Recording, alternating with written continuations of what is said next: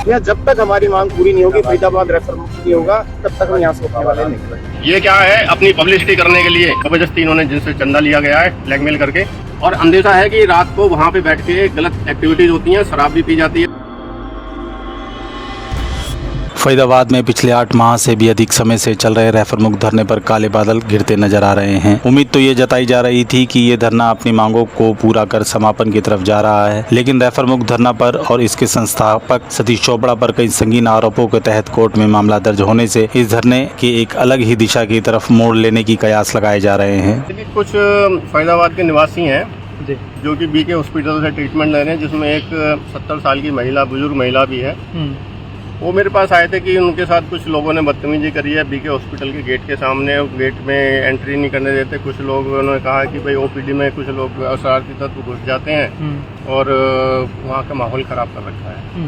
तो उन्होंने मेरे जरिए जो है एक पब्लिक न्यूसेंस का केस डलवाया है, जिसमें कि मेन जो न्यूसेंस करता है वो नशा मुक्ति, वो रेफरल मुक्त फरीदाबाद के नाम से कोई संस्था खोल रखी है, जिसके संस्थापक हैं सतीश चोपड़ा जी।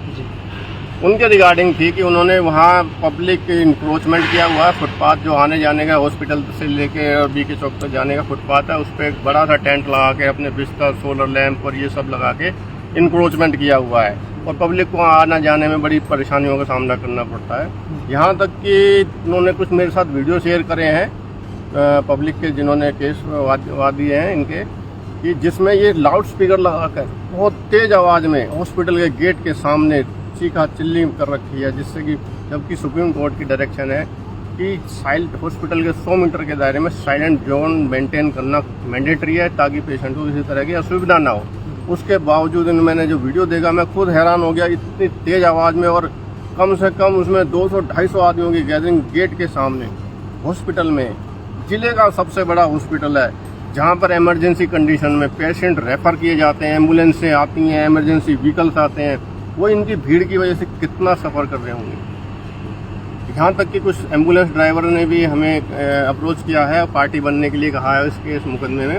वो उनकी मर्जी है पार्टी बने, लेकिन उन्होंने मुझे बताया है कि उनकी प्राइवेट एम्बुलेंस को ये एंट्री नहीं करने देते हॉस्पिटल के अंदर, उनसे मंथली मांगते हैं, और जो मंथली नहीं देता उनका पुलिस के जरिए, जो लोकल पुलिस इनका अप्रोच में होगी, कोई इन्फ्लुएंस होते हैं, उनके जरिए उनके चालान कटवा देते हैं। उनको नहीं है। आपको हैरानी होगी, ये काफ़ी टाइम से धरना प्रदर्शन पे बैठे हुए हैं। 242 दिन मुझे पता चला है कि 242 दिन से धरना प्रदर्शन। यहाँ पर यहाँ का सीएमओ कार्रवाई करने के बजाय इनको जूस पिला रहा है।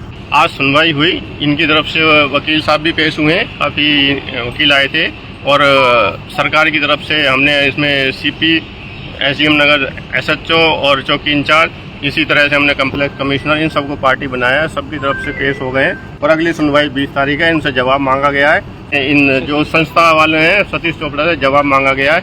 आपको हैरानी होगी, जो ये एनजीओ, फर्जी एनजीओ खोल रखा है, वहाँ पे जो इलीगल तरीके से चंदे की उगाही होती है, उस चंदे के पैसे से भुक्के लेते हैं। अधिकारियों का प्रभाव बनाने के लिए उनको जाके फ़ोटो खिंचाते हैं, ताकि और जो पब्लिक इनसे डरे और इनके खिलाफ आवाज़ ना उठाए। और ये सारी कार्रवाई ना, हमने पूरी वीडियोग्राफी देखने के बाद ही हम तथ्य पर भी बोल रहे हैं।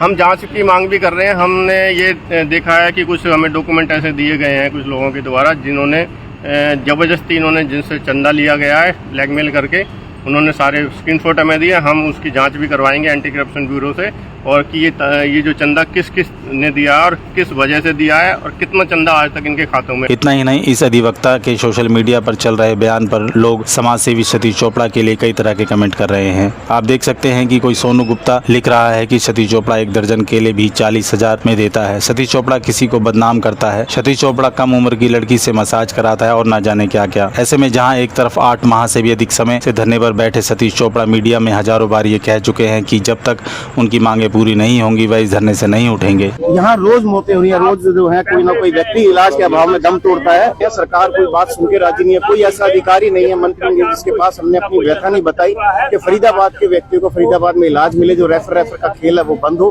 तो बीके के अंदर डॉक्टरों का अभाव है। यहाँ तक कि रेडियोलॉजिस्ट तक नहीं है, जो अल्ट्रासाउंड तक के लिए यहाँ पे जो है लोगों को भटकना पड़ता है, बाहर से कराना पड़ता है। मेडिकल टेस्ट इसके अंदर काफी सारे जो जांच के जो अभाव है, यहाँ पे लोगों को बाहर से जांच करानी पड़ती है। दवाइयाँ कभी यहाँ मिलती नहीं है, पूरी मरीज पूरी तरह से परेशान रहता है।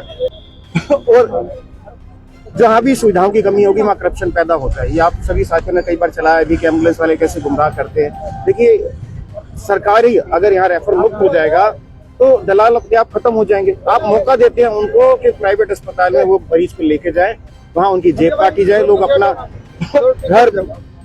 घर जेवर बेच के इलाज कराने को मजबूर है।